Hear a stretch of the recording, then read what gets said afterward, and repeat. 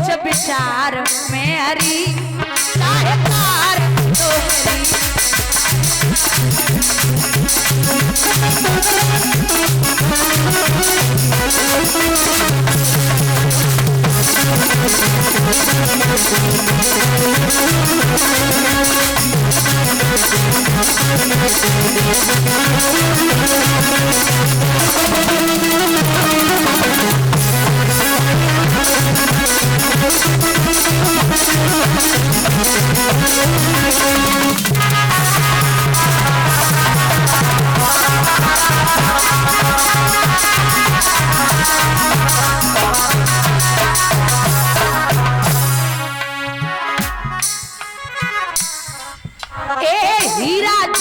अंगूठी प्रभु को दीदी सीता माई कहने लगे लो केवट भैया जाने लो उतराई।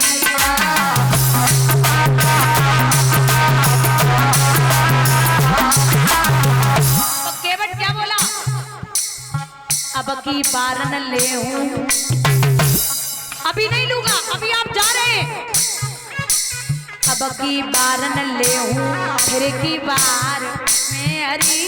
जब लौट के आओगे अब की बार न ले हूं फिर की बार में हरी चाहे तार तो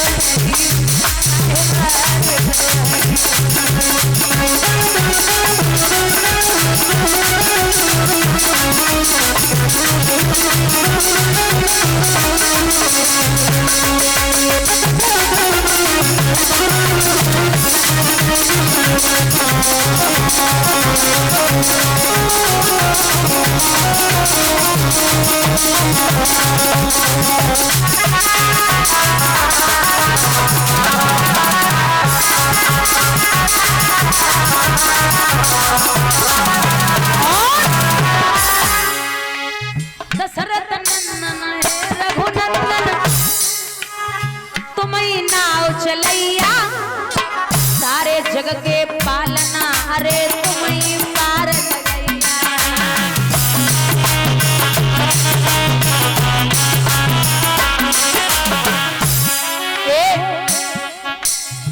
ऐसे प्रभु को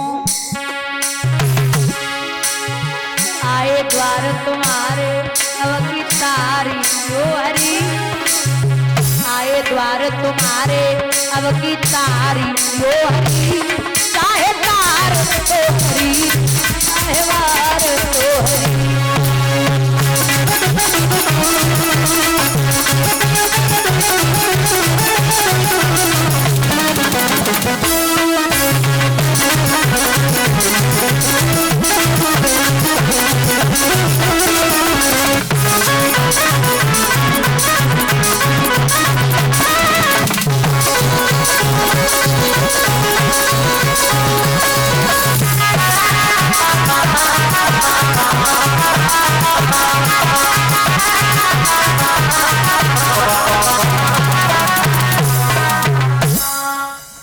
गंगा से पार किया और केवट ने एक बात कही ना तो तुम आए हम घाट उतारे और हम जाएंगे घाट तुम।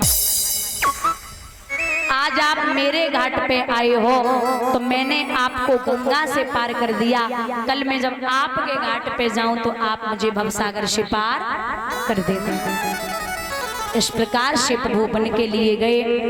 जो कथा जितनी श्रवण कराई गई है भागवत में जिसका वर्णन आया सुनाई है कि 14 वर्षों के बाद प्रभु ने आकर के पुनः राजगद्दी प्राप्त की रावण का उद्धार करके। कथा का जो एक ही उदाहरण में कथा समझ आती पूरी, आप ये समझिए कि रावण जाति का ब्राह्मण, रावण जाति का ब्राह्मण और रावण का कुल, रावण की बुद्धि, रावण का जो भी परिवार था राम से कई गुना रावण का परिवार बड़ा था। लेकिन दिक्कत क्या रही, तो जब रावण मृतक शैया पर थे, अंतिम सांसें थी, तो एक बात कही है राम जी ने लखन से कि जाओ भैया लखन ये जाति का ब्राह्मण है और बहुत विद्वान है, तुम इनसे अंतिम समय में कुछ पूछ के आओ, और कुछ ज्यादा नहीं पूछना। क्या पूछना है? ये पूछना है कि हमारे से कुल आपका बड़ा, परिवार बड़ा, बुद्धि बड़ी, लेकिन बस इतना बता दो कि आप हम दो तपस्वियों से कैसे हार गए। रावण के पास पहुंचे, सर की तरफ खड़े हो गए। रावण नहीं बोला। लखन वापस आए, बोले महाराज रस्सी जल गई लेकिन बल नहीं गया। बोले क्यों? बोले वो तो बोला ही नहीं। राम जी बोले खड़ा कहाँ हुआ था मेरा भाई तू? बोले सर की तरफ। राम जी बोले नहीं भैया लखन, अब की बार फिर जाओ और रावण ब्राह्मण है, उनके चरणों की तरफ खड़े होना। अब जैसे वैसे भी मान के चलो ब्राह्मण न होते, मान के चलो अगर कोई हमसे बड़ा है या छोटा है और पीछे से कोई आ जाए, इस तरीके से इधर पैर हो पीछे सर हो और इस तरीके से आदमी लेटा हो और पीछे कोई खड़ा हो जाए, दिखाई देगा? खड़े रहे लखन, दोबारा पैरों की तरफ खड़े हुए तो रावण की निगाह पहुंची। लखन ने कहा प्रणाम ब्राह्मण देव। तो रावण की हंसी निकली थोड़ी सी। बोले जी कहिए, जरूर आपको राम जी ने भेजा होगा।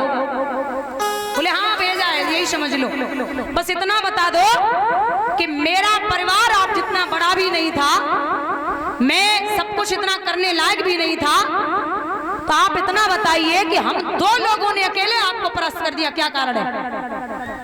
रावण बोले आपकी क्या हिम्मत है जो आप हमें परास्त कर दो? आपकी क्या हिम्मत, आप हमें परास्त कर दो? फर्क बस इतना है कि आप तुम अपने भाई के साथ हो, तुम्हारा भाई तुम्हारे साथ है, लेकिन इस रावण का भाई रावण के साथ नहीं है। अगर मेरा भाई भी मेरे साथ होता तो रावण को मारने वाला कोई पैदा नहीं हुआ। बोलिए गोविंद भगवान की। इतनी समझ जो रावण ने कही, तो आपको ये सीख मिलती है कि परिवार में कितनी भी विघटन हो जाए, कुछ भी हो जाए, लेकिन अगर कोई बाहर वाला आपका आनंद उठाने आ रहा है तो परिवार से कभी अलग मत। एकजुट रहिए, लड़ो भिड़ो कुछ भी करो, लेकिन साथ ही रहो जितना हो सके। और तुम्हारी लड़ाई जरा सी बात पे है जावे, ये जितनी बैठी है ना यहाँ पे, नहीं तुम तो बहुत बढ़िया हो। मतलब ये है कहने का कि तुम अंजवाए ले संजय, चुपचाप तुम अपने बड़े भैया के बच्चा को 10 रुपया दे दे और बच्चा बस चाची को बताए दे, ताऊ ने 10 रुपए दिए और फिर रोटी खाए हुए तुम पहुंच जाओ, फिर हालत अपनी देखियो तुम्हें क्या होगी। वो तो हाँ लुट जाओ, तुम तो लूट में कोई बैठे हो, लुट जाओ, तुम्हारे का लड़का बच्चा है, तुम लुटाए दो ना, लड़ाई शुरू, कुछ भी नहीं होता। और मैं निवेदन करूंगी कि अगर बेटों की शादी करो तो घर में बहू लाना, बहू रानी मत लाना। बहू आएगी वो संस्कार लेके आएगी, और बहू रानी आएगी वो कार लेके आएगी। बहू आएगी वो आपका कहना मानेगी, और बहू रानी आएगी आपको उसका कहना मानना पड़ेगा। और बहू आएगी वो ये समझ लो कि अगर बेटा गलत चल भी जाए, माँ की इज्जत न कर पाए, तो बहू समझाएगी बिठा के कि ये माँ बाप है। अगर कोई कुलक्षणी आई गई ना तो सेवा जो करी रहो वो छोड़ दी, याद रखना। तो संभाल के थोड़ा सा। कुछ लोग होते हैं टीवी फ्रिज कूलर पंखा घर में नहीं रखते, बोले लला को ब्याह करेंगे तब सब मिल जाए। अब बुजुर्गों हमें जब बताओ, तुम गारंटी ले रहे हो कि जब बहू आएगी तो फ्रिज को पानी तुम्हें पियन दी है? कोई भरोसा है अम्मा? तासे देखो बाप 1 करोड़ दिए ना तो बिटिया तुम्हारे घर में काम नहीं करे अम्मा, बढ़िया तुम्हारी ललाई पे प्रेस करवे कपड़ा में। सोच समझ के ब्याह करियो लड़का बिटिया ने। हाँ तो भैया याद रखिए,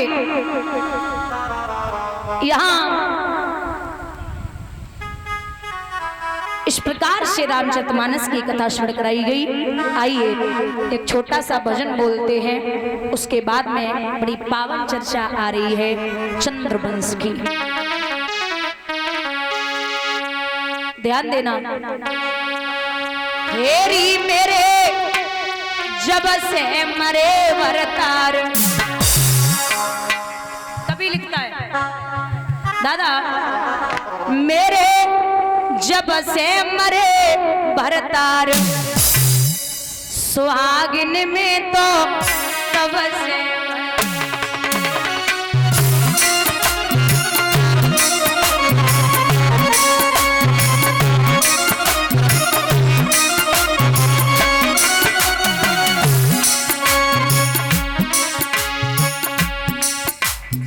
जब औरत का पति मर जाए तो वो विधवा होती है, सुहागिन होती है, विधवा।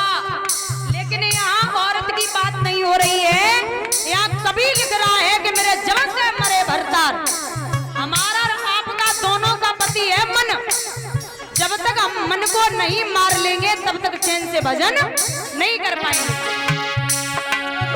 जब तक पति मेरे जिंदा देवोगे तो खया पार।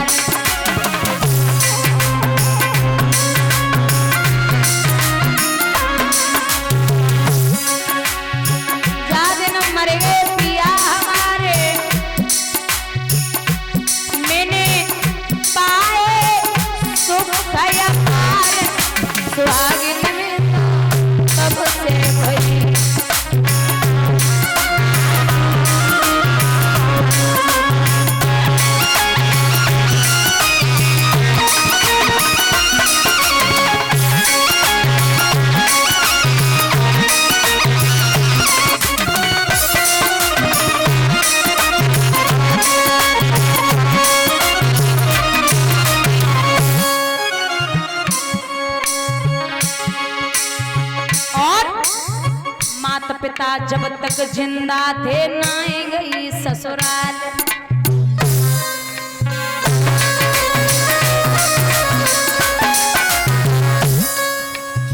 माता पिता जब तक जिंदा थे नाई गई ससुराल।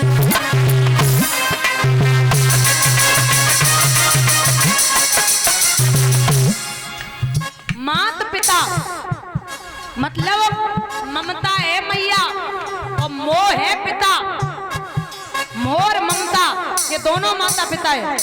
जब तक मोर ममता आपके अंदर जीवित रहेगी तब तक आप परिवार को नहीं छोड़ पाओगे। मैया बाबुल दोनों मर गए, मैं तो बैठी आसन मारी सुहागिन में।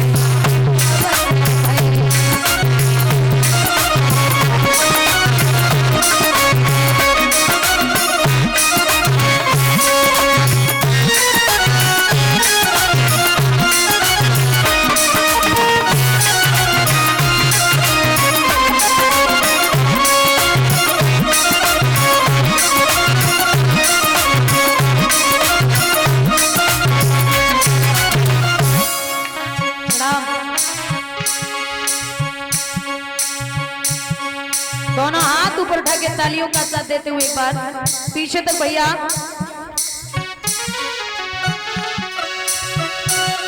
हम हाथ उठा